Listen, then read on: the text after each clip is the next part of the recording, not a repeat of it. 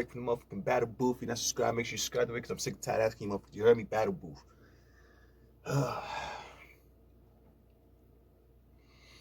Highly anticipated Untold Truth was just released today, featuring Norbes, street star Norbes. Salute to Chris Unbiased for the content. This is probably single-handedly the most compelling or informative content that I've seen in a long time, like as far as battle rap goes.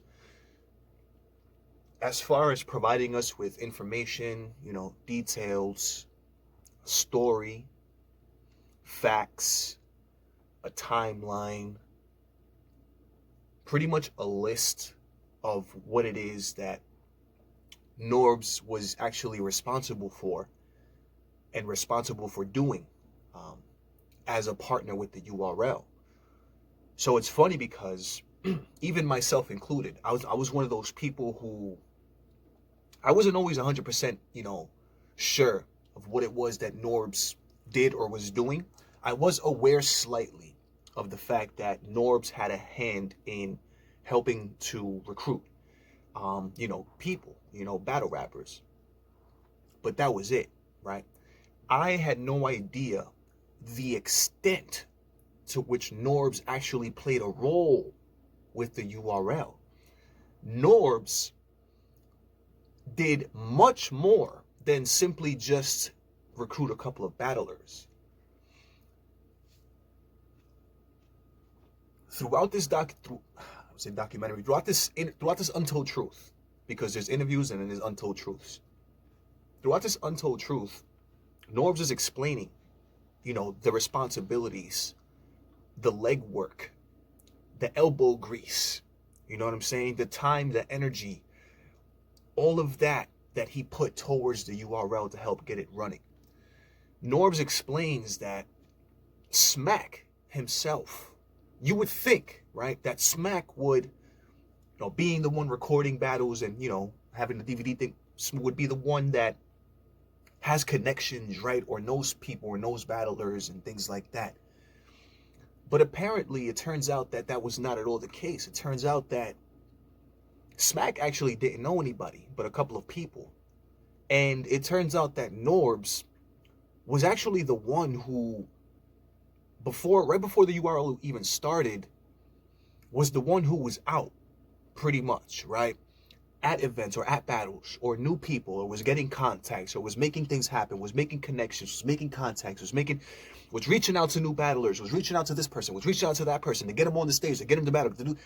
It turns out that Norbes had a lot to do with getting that first event off the ground, like getting things going as far as like getting the ball rolling or, starting the car, you know what I'm saying? Vroom, vroom type.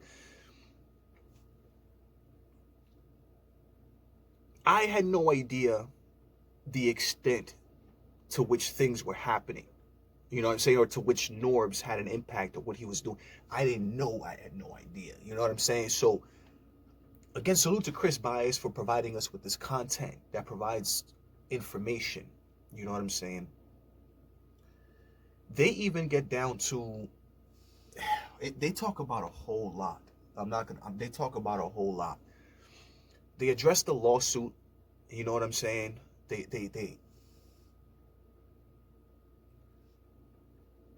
Norbes addresses the whole New Jersey twerk situation, right? And the fact that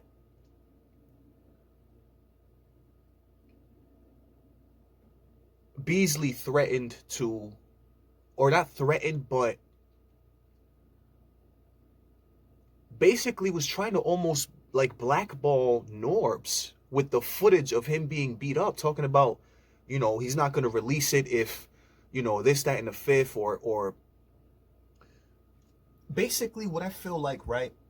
Norbes even goes through and addresses and talks about every single individual battle rapper that he lists in the lawsuit. Like, he lists like 20 different battle rappers that he put on. All the names that were being mentioned in that list of battle rappers that he put on that was in the lawsuit, I felt like was pretty much everybody in the URL. That's pretty much everybody that's in the that battle raps. You know what I'm saying? So Norbes had a hand in creating all of these people, bro, and putting all of these people on. All of these. Ultimately, right? Ultimately, what I feel like it was that this untold truth explained, right? Or got to, or was talking about, what I felt like it was addressing is the dirty, shady business aspect of battle rap. And again, that's something that, you know, I feel like I've been speaking on here on this platform for a little while now, you know, is the shadiness that goes on behind the scenes when it comes to the business. So in this situation, it seems as if though, and this is from a business standpoint, business perspective, I'm looking at it from. It seems like in this situation, Norbes had an awful lot or too much power. Maybe not power, but like leverage, or Norbes just knew too much, I feel like. You know what I'm saying? Like being like, you know, the guy who pretty much started it with Smack. You know what I'm saying? Like from a business perspective, I feel like they were looking at it like, Norbes, knows too much. You know, let's try to get him out the picture slowly. You know what I'm saying? Or, because we're gonna grow, and if we grow and we become wealthy and rich, we're gonna have to divide this money up between. You know what I'm saying? Like, and people might think that, oh, but that's not enough reason to. When it comes to business and when it comes to greed, things like that will make you do things. Money changes people. And it's funny because Norbes, he mentioned that, he reiterated that, you know what I'm saying, in the thing. Money changes people. It does. You know what I'm saying? And I feel like it was just simply a situation where, again, his business, where there was like, they're like, Norbes, has either too much power, too much leverage, or knows too much, has too much information, knows too many people. So if we blow up, Norbes is going to be one of the people that, is going to not want, I'm saying, a fraction or a portion, but he's going to, have earned it. He's going to have to, you're going to have to break the man off with a fraction. You know what I'm saying? So it's like, in business, obviously, if you can get somebody out the picture to get more for yourself, you know what I'm saying, due to greed and shit like that, that will happen. That will happen. It's not right. I'm not saying it's right at all. That's wrong than a motherfucker. That's horrible. That's bad. But that's what I feel like was happening, man. I feel like things were moving. You know what I'm saying? Things are moving. People start to just have tunnel vision. Smack, Beasley, just tunnel vision. Don't, start to care less and less about the people around them. The people who might have helped to elevate or, move this culture forward. They don't even care about that anymore. All they have is a tunnel vision to where trying to get the bag. You know what I'm saying? We got to get the bag. Forget everything and everybody else. You know what I'm saying? That's where that greed comes from, man. That's where that bad energy, that evil energy comes from, is that greed, man. And that, like Norbes was explaining the entire time, the fact that he never felt like he wanted or belonged there because, you know what I'm saying? Like, and then with Chico, always like, you know what I'm saying, making him feel some kind of way, always like bringing a negative energy around. Like, money will do these things, man. Will bring about those negative energies. Will do those negative things. Will make you feel unwanted. That's the type of thing that the money in business do, man.